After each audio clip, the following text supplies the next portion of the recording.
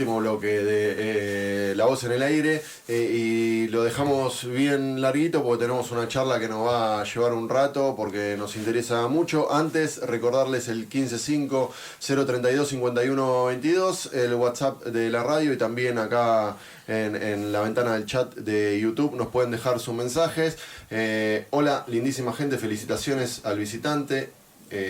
A Seba, nuestra entrevista anterior. Me alegro mucho escuchar su ejemplo de vida y que pueda seguir sus sueños y emprendimientos con fuerza, dice Elsa, de la familia de FM Reconquista, para La Voz en el Aire. Y ahora sí, nos toca recibir a Leo Grosso, diputado nacional, mandato cumplido.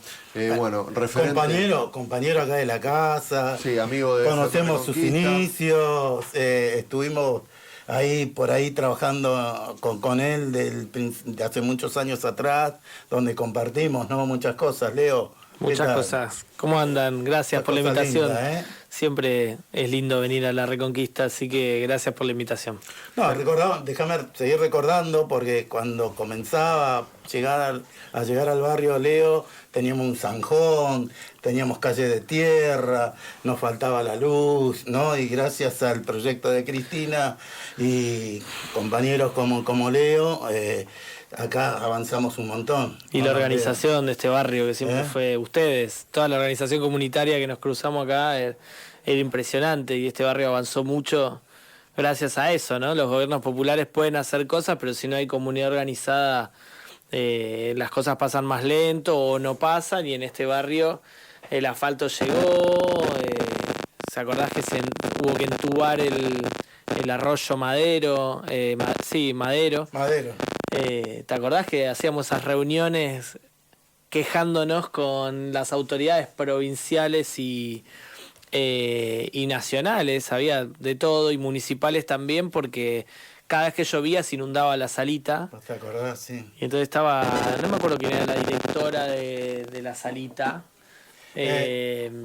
pero me acuerdo de las reuniones que hicimos, que estábamos con Cookie Pizarro. Exacto. Con López y todo. Habían directores que eran también Gabriela Bochicho y caminaban en el barrio, ¿no? Digo, eso es verdad, digamos, ¿no? Cada vez que llovía no se podía atender en la salita porque se inundaba, porque el arroyo estaba, también obstruido con distintas cosas, y la licitación del entubamiento del arroyo se había hecho en 2 oportunidades y las empresas habían abandonado. Claro. Porque decían que les robaba, les daba miedo y yo qué sé, y nunca habían hablado con las organizaciones comunitarias del barrio. Y cuando hablaron con las organizaciones comunitarias del barrio, pudieron llevar adelante la obra sin mayor problema. Se hizo el obrador acá en el club, de acá a la vuelta. En Necochea. Que a cambio de eso hizo el playón la empresa. El club no le alquiló el lugar, sino que se lo prestó para que haga el obrador, y a cambio de eso hizo el playón de cemento que hoy vemos como cancha. Contrataron vecinos del barrio, vecinas del barrio, los ayudábamos con las máquinas. Y lo que más recuerdo, Rafa, era el conocimiento. Me acuerdo a Marga, me acuerdo al Cookie también, a López, diciendo no, el desagüe pasa por acá, claro. no, el caño tal pasa por allá, porque todo lo habían hecho los vecinos en este barrio. Entonces a los ingenieros de la empresa, los que le contaban las cosas, eran los vecinos y las vecinas del barrio. Eso es verdad. Bueno, yo ya hice ahí el comienzo nos fuimos. de este relato que tiene que ver con la historia del barrio también, ¿eh? Claro. Faltaba completar para la presentación, dirigente político, territorial, pero me parece que ya quedó claro, ¿no? Una militancia de muchos años aquí en San Martín, en todos los barrios y en todos los rincones de este distrito. ¿En qué andás? Ahí estamos, estamos trabajando para que se vaya Milei. La verdad que lo primero que te tengo que responder es eso, trabajando para que se vaya Milei, porque esto no se aguanta más, porque la gente está sufriendo mucho, porque este gobierno debe ser el gobierno más cruel de la historia argentina, después de la dictadura militar. O sea, después de una dictadura, el gobierno democrático más cruel es que ha implementado un modelo económico muy parecido al de esas épocas, que hace que la inmensa mayoría de la gente sufra mucho. Y así vemos a los laburantes con 25.000 laburos, a nadie le alcanza para para vivir, el transporte te aumenta, la changa se achica, los gastos fijos aumentan en términos de educación, de salud, los hospitales no dan abasto. Hoy veíamos el número de informalidad, además de que aumentó la desocupación, que ellos podrían decir que relativamente es baja, porque dicen que es un 7, algo. Aumentó mucho la informalidad, 42-43% de informalidad. Eso quiere decir que la mitad de las personas que trabajan, o casi la mitad de las personas que trabajan, no tienen obra social, no tienen vacaciones, no tienen aguinaldo, no tienen aumento, no tienen paritaria. Por eso también se explica la saturación del sistema de salud.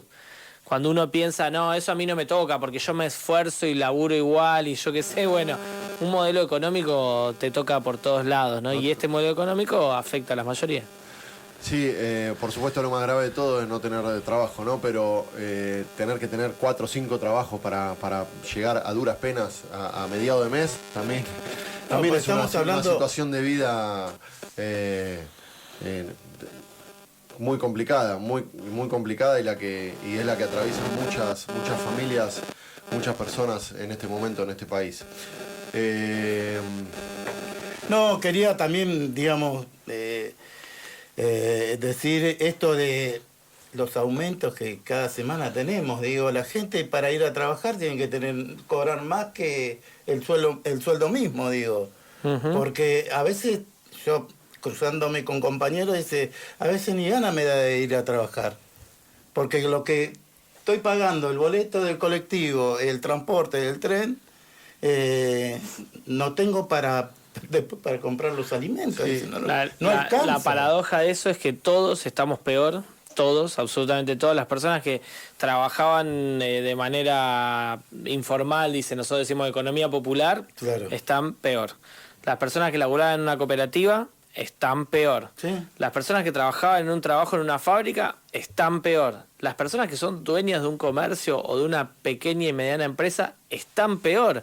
Las personas que laburaban como profesionales, o sea, toda la cadena de laburantes está peor en la Argentina. En un momento donde además la Argentina, relativamente entre comillas, tiene más guita. Claro. Porque además de la plata del campo, ahora está entrando la plata de vaca muerta, eso que descubrió Cristina, ¿se acuerdan que se pudo hacer porque se nacionalizó YPF y que después los otros gobiernos todos la continuaron? Eso vale decirlo, todos los gobiernos la continuaron. Y hoy Argentina tiene muchos más, siempre el problema son los dólares, bueno, hoy tenemos el doble, pero todos nosotros estamos más pobres. Sí. Que alguien me explique qué está pasando, o el gobierno son todo adorni, que se la llevan ellos, ¿no? O hay un pequeño puñado de empresas que se están enriqueciendo, estos tipos agarrando la coima y todos nosotros laburando para ello, ¿no? O las dos cosas, ¿no? Hay muchos adorni y muchas empresas que se la están juntando todas. No, las exportaciones, digamos, las remeras baratas que vienen de afuera. El textil que se está fundiendo, digo, ¿San Martín cómo está? San Martín está complicado porque en realidad San Martín es, bueno, ustedes saben, la capital de la pequeña y mediana industria. Tenemos 4.300 industrias, hay menos ahora porque van cerrando muchas industrias. Es uno de los distritos más afectados por el cierre de empresas. Se calcula que más de 20.000 empresas, de 26.000 en realidad empresas, más de 26.000 empresas cerraron en la Argentina desde que llegó Milei. Eso está acompañado de esta pérdida de empleo de la que dábamos cuenta recién, y después muchos comercios. Y bueno, y eso está pasando, ¿no? Ahora yo que siempre voy viendo las cosas que pasan acá, uno no solo tiene que ver los diarios. Vos ves las redes sociales y te aparece el bar tal que abrió, cierra las puertas. Claro. El comercio tal liquida porque cierra. Todo el mundo está cerrando, los comerciantes han planteado la necesidad de declarar una emergencia comercial, las empresas también, se está tramitando la emergencia PYME en el Consejo Liberante a través de todas las cámaras de comercio y empresarias del distrito, y después se nota en la calle. También vos vas a los centros comerciales y notas menos movimiento, vas a un restaurante y ahí no hay nadie y los comerciantes gastronómicos te dicen nos vamos a fundir. El otro día la presidenta de la Cámara Gastronómica de San Martín, Nancy Benedetto, dijo que ellos hicieron un relevamiento sobre los comercios gastronómicos y dijeron, mirá, nosotros aguantamos 6 meses. Si la situación económica sigue así, en 6 meses cierran la mayoría de los locales gastronómicos de San Martín. Estamos hablando de restaurante, pero también estamos hablando de buffet de club de barrio. ¿Cuándo fue este diagnóstico? Y hace un mes. Ah. Ellos son parte de la articulación entre sindicatos y demás que hicieron protestas. Ahora están tramitando una prórroga de los vencimientos de las deudas con los impuestos municipales. Pero bueno, no alcanza porque bueno, el municipio puede descontar algún impuesto municipal, pero en la cuenta, si la gente no tiene plata para ir a comer afuera o la gente no tiene plata para ir a comprar cosas por el Día del Padre o el Día de la Familia, lo que sea, nadie vende nada y bueno, y así es la cadena. Este país funciona cuando el laburante tiene plata en el bolsillo. Claro. No funciona al revés. Sí. Y el problema es que estamos con los salarios más bajos de la historia nunca hubo un salario tan bajo en la Argentina, relativamente comparado en dólares y yo qué sé, como está teniendo hoy la clase trabajadora argentina. Y eso nos impacta a todos. El laburante cobra poco, entonces no contrata a una vecina nuestra que por ahí va a limpiar o le cuida a los pibes o que pinta la casa. Entonces un vecino nuestro que hace alguna de esas tareas lo deja de hacer porque el laburante no tiene la plata para pagarle a ese laburante. El laburante de acá le deja de comprar al almacén o a la carnicería de acá o a la verdulería de acá y la rueda empieza a ir para atrás. Y eso termina mal, ya lo sabemos. Terminó con la Argentina estrolada en el 89, terminó con la Argentina estrolada en el 2001 y no va a ser distinta la historia si estos tipos siguen haciendo eso. No termina bien esto, termina con la Argentina estrolada y lamentablemente los que más pagamos el costo somos los laburantes, los vecinos comunes, los que caminan, el vecino de a pie, como dicen. ¿Vos ya estás mirando el 2027 o hay todavía muchas cosas?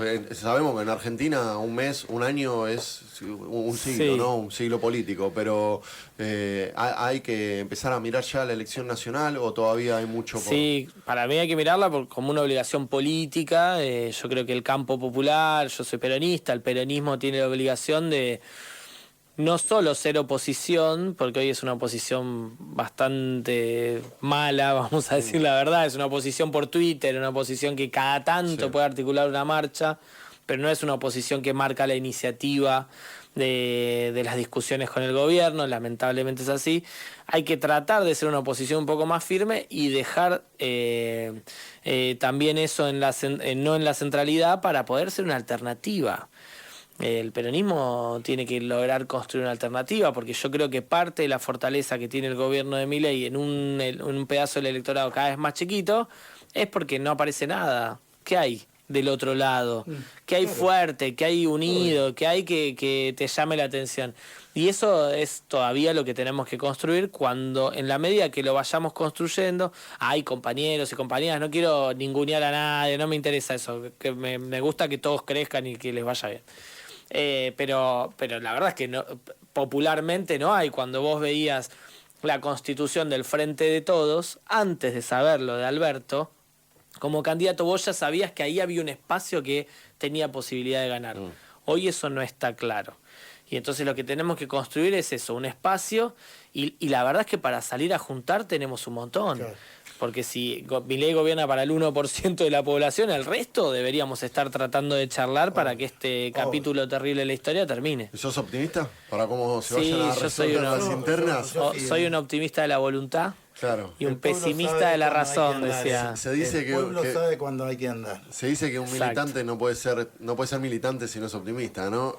Pero bueno, pareciera la interna ocupar el centro de la escena, la interna, por ejemplo, Cristina Axel, pero ¿te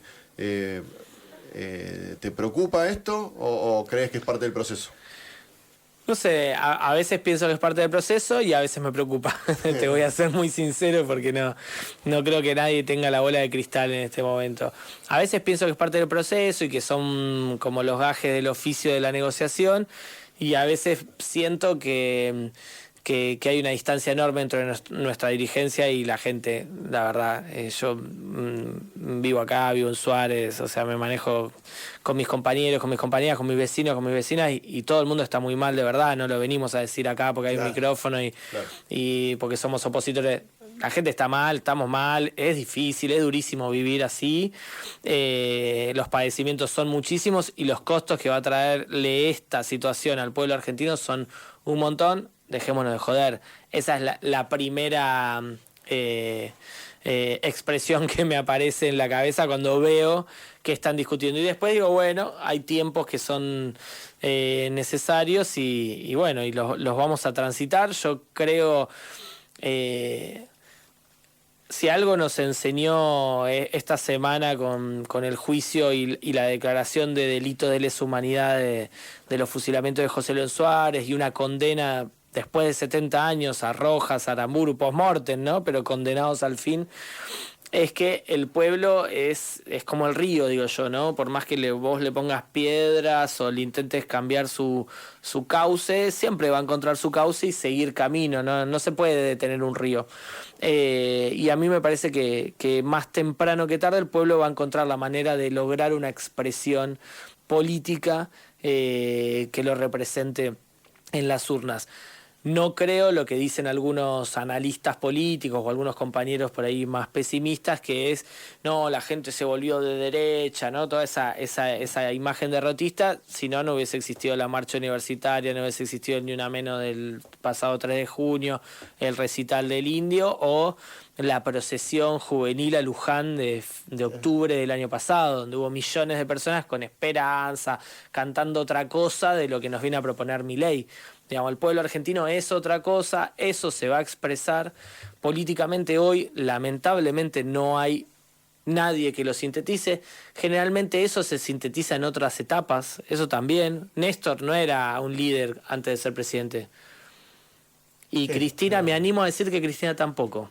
Aunque era una mina fuerte, lo que quieras, pero no tenía un liderazgo antes de ejercer la presidencia. No pasaba eso. En los primeros actos me acuerdo de Cristina hablaba y nadie escuchaba, me acuerdo que ella pedía silencio, paren la trompeta. Después se fue ganando el respeto y el último acto que hizo cuando se fue de presidenta, hay un silencio, una Plaza de Mayo llena de bote a bote y un silencio para escuchar lo que la mina decía. Bueno, esas son cosas que se construyen en el ejercicio del poder popular, digamos, ¿no? En la confrontación con los que le hacen mal al pueblo, en la defensa de los intereses del pueblo, en las batallas, creo yo. Entonces, a veces siento que hay compañeros que están esperando que eso se dé antes del proceso electoral y creo que se va a dar después. Hay que ser alternativa, ganarle a Milei y después vamos a construir los liderazgos que necesitemos. Vamos a seguir andando, vamos a dejar un poquito esta cruda realidad para entrar en la reserva ecológica, ¿te parece? Ahí estamos, sí. Porque me parece que es muy importante para todo el territorio de San Martín, digamos, y todo el área geográfica. Contanos un poquito. Bueno, ahí hace 3, 4 años creo ya que formamos el foro por la reserva ecológica en San Martín. Todos los que militamos o los compañeros que militan y viven en Villa Hidalgo o en Carcova conocían que atrás del camino del Buen Aire había un campito, siempre, históricamente. Que los pibes iban con la gomera o que íbamos a caminar, nosotros teníamos una... Exacto. Una según el Cookie Pizarro, la comadreja colorada, que yo nunca vi ninguna, que en paz descanse el Cookie, ahí tengo unos carteles y la que nos dejó, y la comadreja, pero bueno, ya la podremos reintroducir a la comadreja, veremos. No, porque sabés que la reserva ecológica siempre fue el lugar a donde la gente de Carcova, Libertador, Independencia, lo usábamos como para festejar el Día de la Primavera. Claro. Con las escuelas hacíamos los campeonatos de barrilete. Claro. Por ejemplo. Era un lugar hermoso. Y es el relleno sanitario 2. Claro. Fue un relleno sanitario, se cerró, cumple 35 años de cerrado. Eso cuando ya cumplen 30 y 35 años ya están aptos para empezar a usar.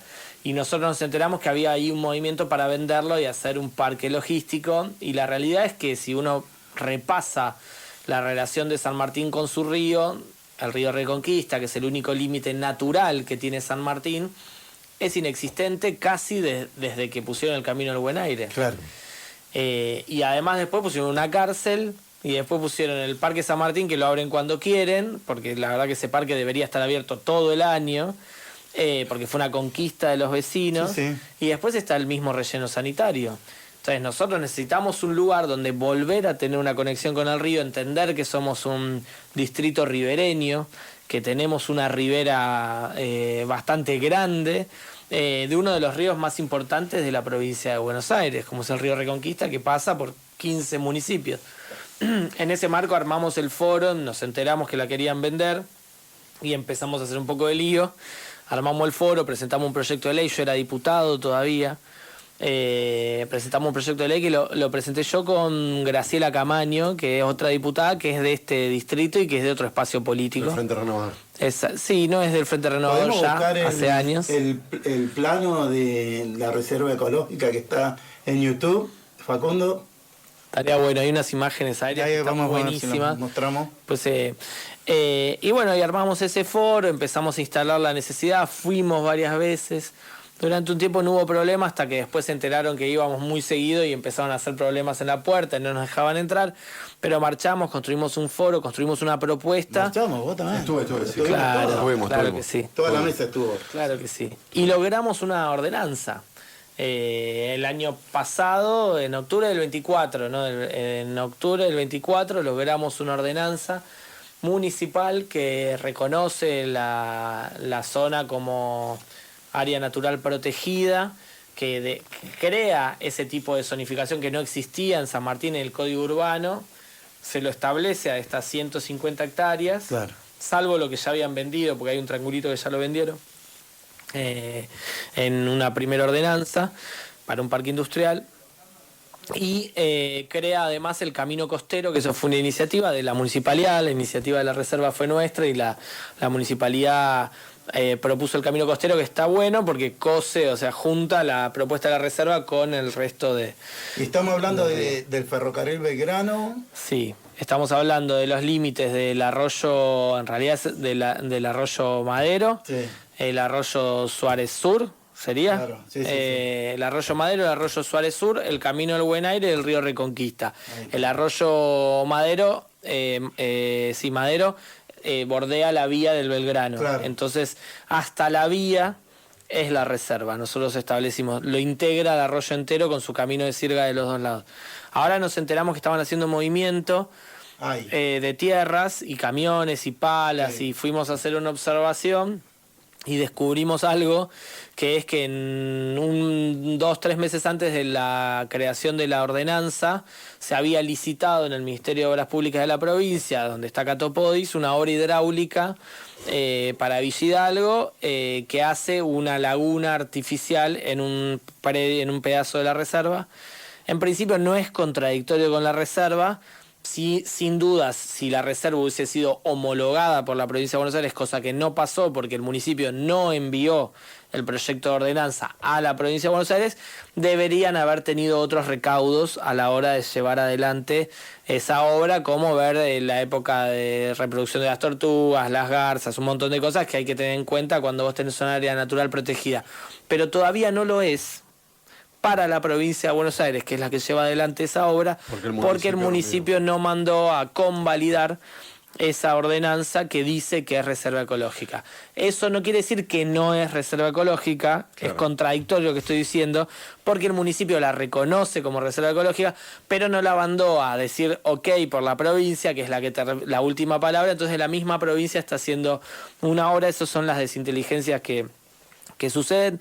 A pesar de todo el laburo que hacemos entre todos para que no sucedan, porque acá ninguno de los funcionarios responsables, ni el Ministerio de Obras Públicas, ni el municipio, ni Hidráulica, que depende del Ministerio de Obras Públicas, no conocen el proyecto de reserva.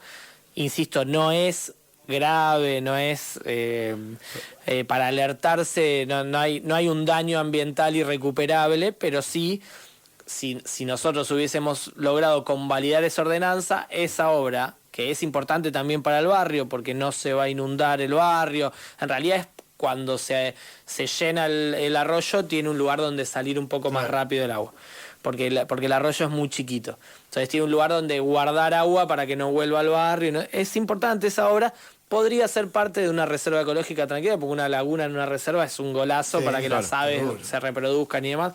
Así que a pesar de todo, creo que vamos a hacerla convivir más adelante para que haya una bella laguna en nuestra bella reserva ecológica, podamos pasear y hacer avistaje de aves en ese lugar, que a su vez ayude, como es la laguna de Tecnópolis, que está llena de aves.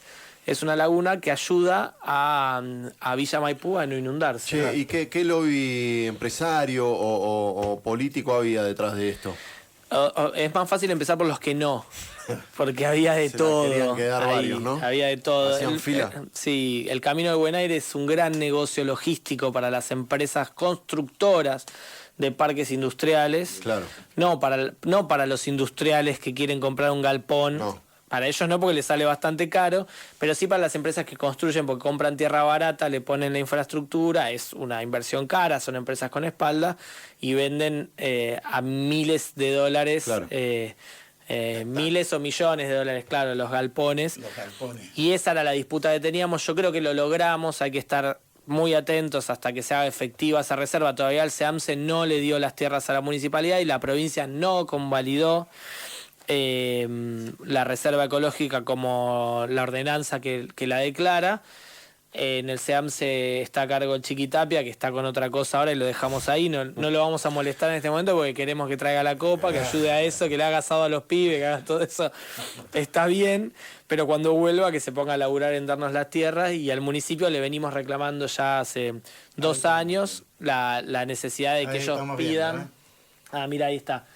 Justo el penal, Claro. se está abajo, divide en la de la pantalla, reserva, ¿no? claro, abajo. Se divide de la reserva, sí. ven el río Reconquista, que Sí. grande que es, Sí, sí. y el Camino de Buen Aire. Se divide de la reserva por el arroyo Suárez Sur, que como ven pasa por abajo de la autopista, y del otro lado está el otro arroyo, y falta un pedacito chiquitito que la otra vía, que no la llego a ver bien. Puede ser esa directamente. A ver, ahí tenés, ¿Qué está ahí? Belgrano. Claro, porque está el Belgrano, ahí está. ¿Ves? El Belgrano y el Sí, Mitre. El Mitre ese pasa es el como en Mitre diagonal por para arriba y el Claro. Belgrano pasa derecho. Claro, claro.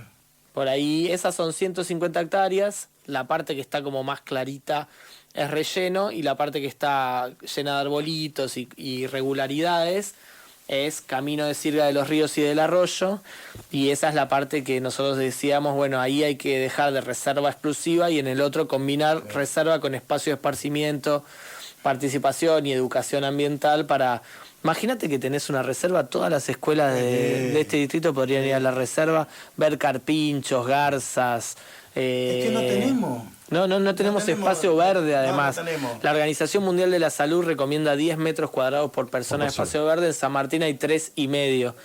Y hay una cuenta que dice 5, pero me parece que están contando los 2 golf que hay, que no son muy públicos, que son divinos, pero no son muy públicos, salvo que los abran y todos podamos participar y Claro, ver. ir a tomar, ir a hacer un el- picnic claro. a algún hoyo, ¿no? El de San Andrés tenía un caminito por el medio que se podía pasar, hace un tiempo lo cerraron, no sé si lo volvieron a reabrir, y es muy lindo porque es un paisaje que creó Tais, también el famoso paisajista de los Rosedales, de La Plata, un famoso paisajista de renombre internacional, también trabajó, y por eso vas ahora en otoño y ves todos los colores, es hermoso. Ahora ya es invierno, no sé si... Y en la reserva, si hablamos de la reserva ecológica, vos estás trabajando también en Moreno, ¿no? Yo estoy trabajando en Moreno, es el laburo, es donde me gano el pan. Estoy a cargo del área de tierras, planeamiento, y bueno, es el Instituto de Desarrollo Urbano, Ambiental y Regional, entonces tengo como un cruce de cosas de tierras y ecología, y ahí hicimos a donde nace el río Reconquista. Nace en Moreno, Claro. en el lago San Francisco. Ahí se hizo el dique en el año 76, que ahora se está reparando también con una obra financiada por el Banco Interamericano de Desarrollo, que tiene toda la cuenca. Entonces vieron que acá cuando vas por el Camino de Buen Aire hay como unas compuertas. Claro, Ese sistema de compuertas es parte del sistema que maneja la represa allá en Moreno y que va pasando por los distritos, y lo tienen que arreglar todo porque tienen que arreglar todo el sistema hidráulico, porque esa represa se hizo después de las grandes inundaciones que hubo. Después hubo grandes inundaciones y hubo que hacer obras complementarias, y ahora va a haber que hacer obras complementarias porque ahora se viene el Niño Niña, vieron el fenómeno de que las se vienen tormentas. unas grandes tormentas. a limpiar la canaleta, a limpiar la alcantarilla, colaboremos todos. ¿Nosotros? Sí, claro. La obra que está haciendo es buena, están haciendo una buena obra y nos beneficia porque ponen a punto todo el sistema hidráulico y de compuertas. Que ustedes vieron que la cierran o las abren, y de eso a veces, acá cada vez que se inunda dicen, no, dejaron cerrada una compuerta.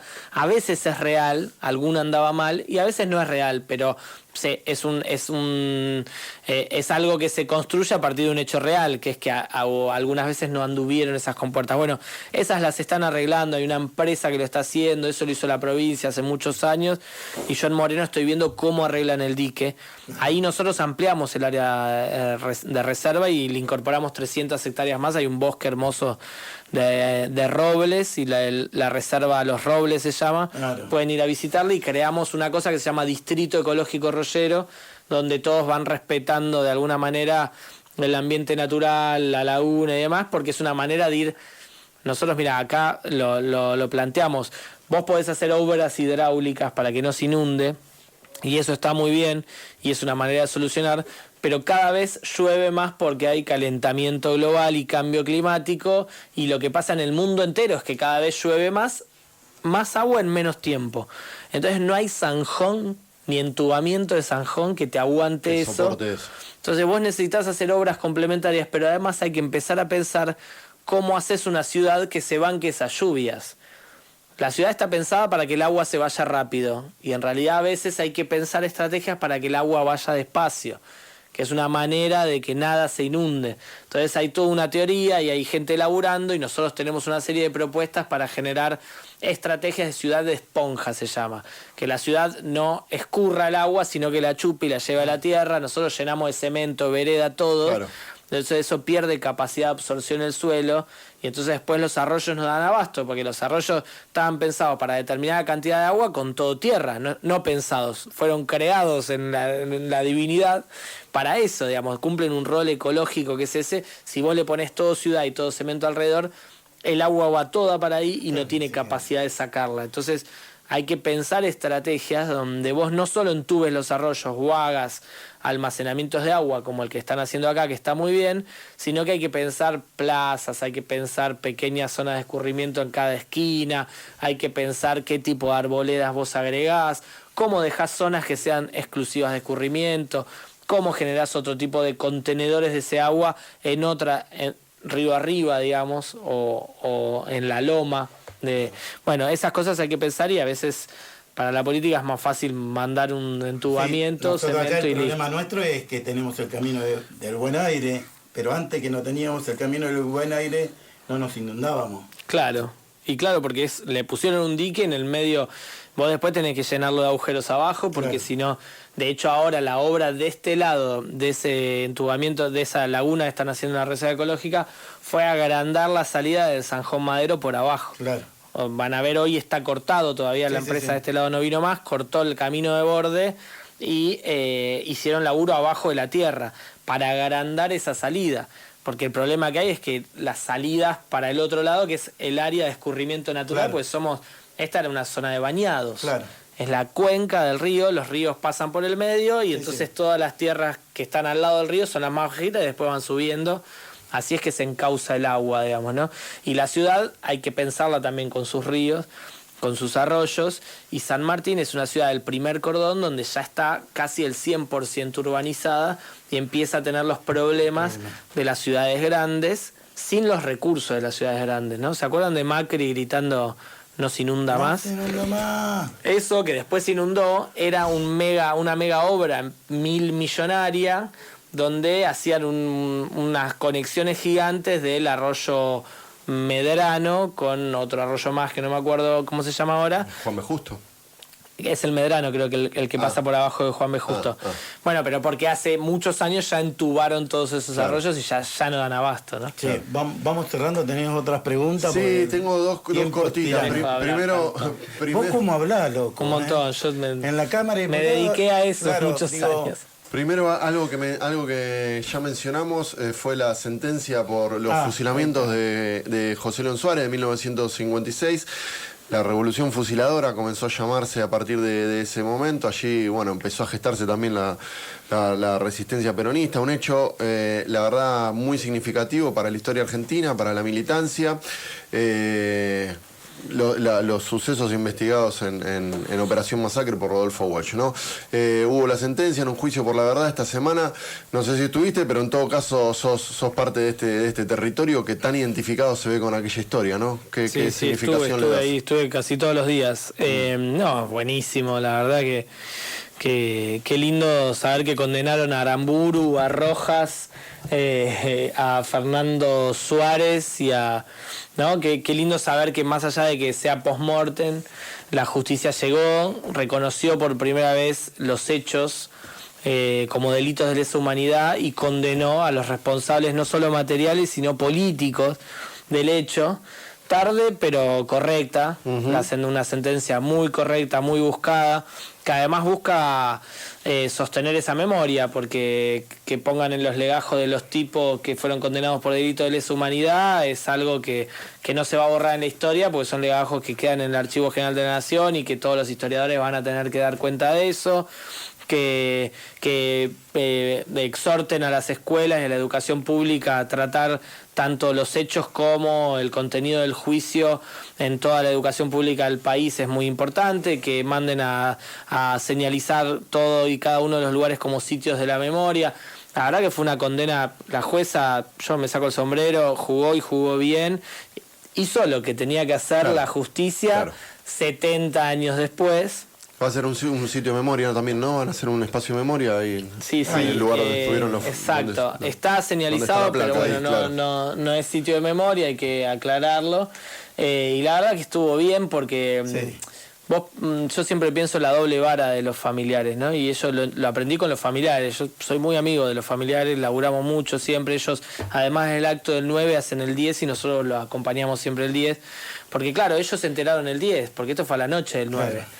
Y el 10 fueron distintas familias a buscar a sus maridos, mujeres a buscar a sus maridos a las comisarías y les enteraban que habían sido muertos o fusilados. Entonces ellos ellos conmemoran el 10 como el día para los familiares, claro, no quieren que vayan los... ¿Sabés que uno de los primeros días de la radio con Elena Carranza comenzamos un programa acá? Qué grande. Elenita. ¿Te acordás, no? La gran iniciadora de todo esto, porque Elena creó la Comisión por la Memoria, nos juntó, nosotros éramos todos pibitos y Elena nos juntaba y nos contaba la historia. Les voy a contar la historia de mi papá, se decía. Claro. Un militante peronista ferroviario que lo meten en cana en plena dictadura de Aramburu. Antes de esto lo meten en cana por repartir volantes que decían Viva Perón en el tren yendo a Tucumán. Él se escapa de la cárcel, a Elena la meten en cana teniendo 12 años, en frías en una comisaría, y llaman a la familia y le dicen, si no se entrega a Carranza no le devolvemos a la nena. Es esa historia que después el loco estaba prófugo, fue a visitar a su familia, les dio un beso acá en un barrio obrero hecho por Perón para obreros peronistas, sí, que sigue en pie en Boulogne. Se metió por la ventana, le dio un beso a sus hijas, Berta de 2 años. Bueno, me emociona un poco. Sí, yo también. Y se fue a juntarse con los compañeros a ver si podían sacar la dictadura que había sacado Perón después de haber ganado con el 62% de los votos. Entonces un tipo que ponía su cuerpo y su pellejo. Además después toda la familia, ellos no podían decir sus apellidos. O sea, ¿saben lo que fue el ostracismo para familias obreras? Porque después de la dictadura vino la democracia y la pelea por los derechos humanos, y todas esas familias tuvieron cobertura internacional de abogados, de organismos, aparecieron las madres, las abuelas. Las familias del 50 no. Además de que eran más pobres, además de que venían de raíces obreras, a la hija de Valle, claro, a la hija del general Valle, a Susana Valle, cualquier cosa le hicieron. Padeció todas esa mujer, que era de otra familia, y nunca hubo un reconocimiento judicial como este, y siempre hubo una doble vara, porque también estos hechos eran para defender a Perón. Claro. Y entonces estaban politizados desde el origen. Y bueno, me parece que fue como un hecho de reivindicación histórica del peronismo para todos nosotros y del pueblo pobre y laburante, que que bueno, es como un vaso de agua en el desierto en este contexto, pero un vaso de agua al fin. Sí, exacto. Qué bueno. Bueno, sí, la verdad que... Tenés parte de la historia acá, digamos, bien relatada. La verdad que laburar este juicio en este territorio es algo que tiene un significado doble, ¿no? Porque es algo tan importante para la historia argentina y poder reflejarlo y tenerlo tan cerca desde este mismo territorio es la verdad que muy... te genera otro impacto, ¿no? No es solo laburar un hecho histórico de algo que sucedió en el país en determinada época, sino estar cerca desde otro lado. Bueno, y lo último, Leo, antes de despedirte, ¿visitaste San José 1111? He visitado varias veces San José 1111, hace poco fuimos ahí a la... ¿Qué pregunta? ¿Viste? la Porque marcha. ahora hay mucha discusión sobre las visitas, quién visita, quién no visita. ¿Qué pregunta? Es increíble yo quiero decir una cosa, es increíble las restricciones que le ponen a Cristina. No hay todos los milicos condenados por delitos de lesa humanidad, sí. Campo de Mayo, hacían cualquier cosa, fiesta, picnic, Sí. reuniones, se iban con la pulsera electrónica a comprar el pan, Sí. cualquier cosa, y eran asesinos seriales, mataban gente con las armas del Estado, desaparecieron, robaron bebés, violaron, todo. Con Cristina hay un ensañamiento insostenible, además de una proscripción, nosotros la denunciamos. Yo creo que la dirigencia política tiene que entender que denunciar eso no significa alineamiento directo con ese espacio político.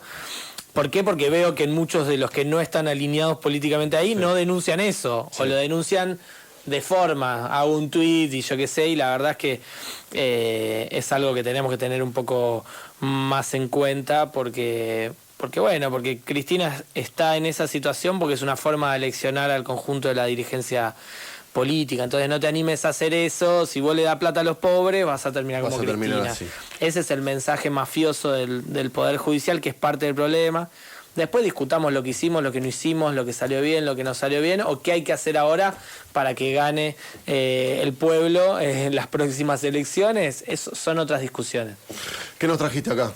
Acá les traje un diario que estamos... Un periódico con una entrevista acá a Leo Grosso. Es un diario nuestro donde cuenta un poquito las cosas que vemos de San Martín, los problemas que estamos viendo sobre las inundaciones, el narcotráfico, el cierre de empresas, algunas propuestas que hacemos nosotros y después hablamos un poquito mal de Milei y bien de nuestros campeones, tanto de Enzo como de Palacios, pero es una publicación que hacemos cada unos meses, no lo hacemos mensualmente.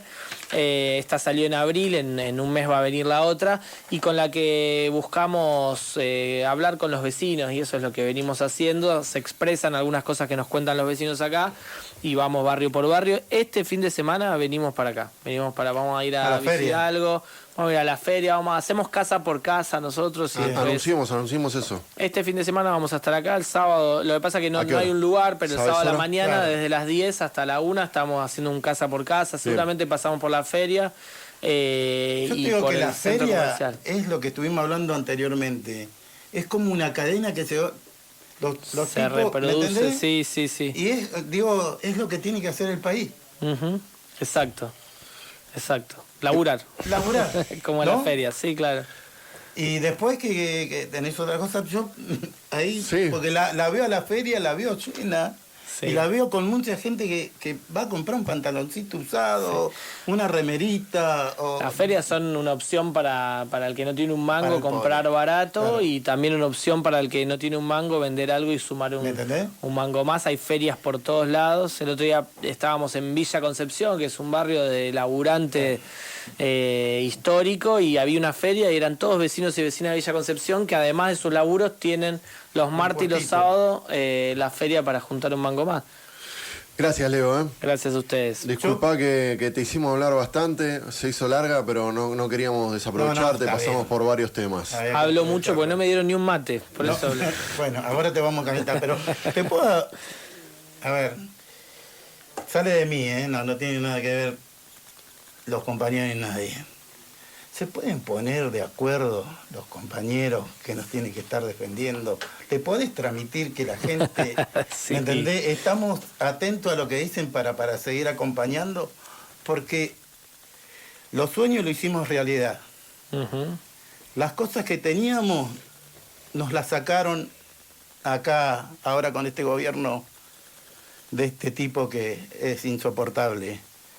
Pero si no nos ponemos de acuerdo y no nos juntamos, vamos a seguir fabricando más pobreza. Sí, estoy de acuerdo. Yo se los planteo cuando puedo, lo discuto en cada rincón y yo creo que más temprano que tarde vamos a lograr ese acuerdo y que nuestra dirigencia logre expresar lo que nuestro pueblo construye por abajo. Gracias, Leo. Te hacemos llegar un saludo de Margarita Palacio, de la Asociación de Mujeres La Colmena, que está escuchando y viendo el programa. Y bueno, gracias. Marga. Esperemos verte pronto. Gracias a ustedes, muchas gracias. Nos vamos. Sí, nos despedimos. Chicos. Nosotros, gracias a todo el equipo. Ya llega el aguante. Ahí está Bruno. Y bueno, sí, Bruno, Facundo. Facu, Hugo, todo el equipo. Víctor Sass también colaborando. Kevin.